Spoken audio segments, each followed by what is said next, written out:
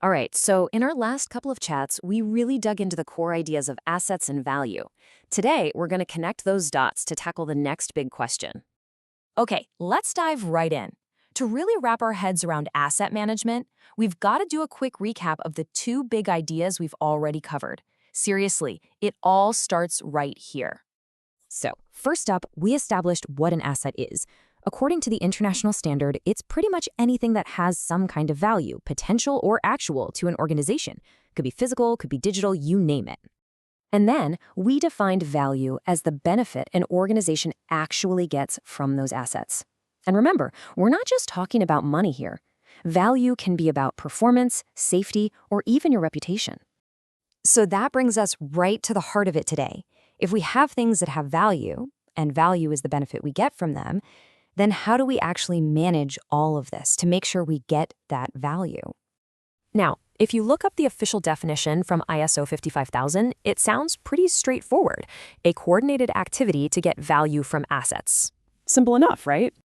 Well, maybe not so fast, because hiding inside that very simple sentence is a ton of depth, a really profound meaning that's easy to miss. And this right here is the crucial point. This is where the textbook definition crashes into a very common and frankly very costly reality for a lot of organizations. You see it all the time. Companies are absolutely convinced they're doing asset management, when in reality, all they're doing is the day-to-day task of managing assets. And trust me, those two things are worlds apart. This slide just lays it out so clearly. It's a tale of two completely different mindsets. On the left, you've got managing assets. That's operational. It's about today, keeping the lights on, reacting to problems. But on the right, you have asset management. That's strategic. It's about long-term performance, risk, and the entire life of the asset. When you're just managing assets, your whole world really boils down to this one simple but very limited question. Is it working right now?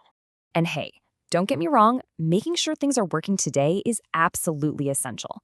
But just because something is important, that doesn't automatically make it strategic. It's not what creates sustainable long-term value. True asset management blows that question wide open. It asks something so much bigger. Is this asset delivering optimal value over its entire life? And are we doing it at a level of risk and cost that we're okay with? And that simple shift in the question you're asking, it changes absolutely everything. It is a total game changer for the entire organization. Because suddenly, this isn't just a job for the maintenance department anymore. It becomes the glue, the connective tissue that links everything together, from boardroom strategy and investment decisions all the way down to engineering judgment and performance data.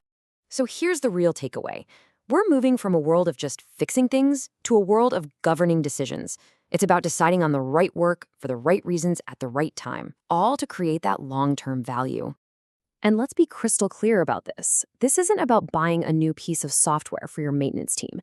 This is a top-down leadership discipline. It's a fundamental shift in culture and strategic thinking. So you might be asking, okay, why are we hammering this point so hard? Well, because the stakes for getting this right, especially in those big capital-heavy industries, are just astronomical. I mean, this is literally the difference between an organization that thrives and one that's just struggling to survive. It's what determines if your massive investments actually grow in value or just slowly fall apart. It decides whether you are truly controlling risk or just kicking the can down the road. And when you look at the world today, with the energy transition, constant digitalization, and budgets being squeezed everywhere, having this strategic advantage isn't a nice-to-have anymore. It's absolutely critical for success. So, we'll leave you with this. The conversation we started about assets and value, well, it doesn't end here. This is where it truly begins. The real challenge is figuring out how to govern value creation not just for next quarter, but for the next few decades. So the question is, what does that journey look like in your world?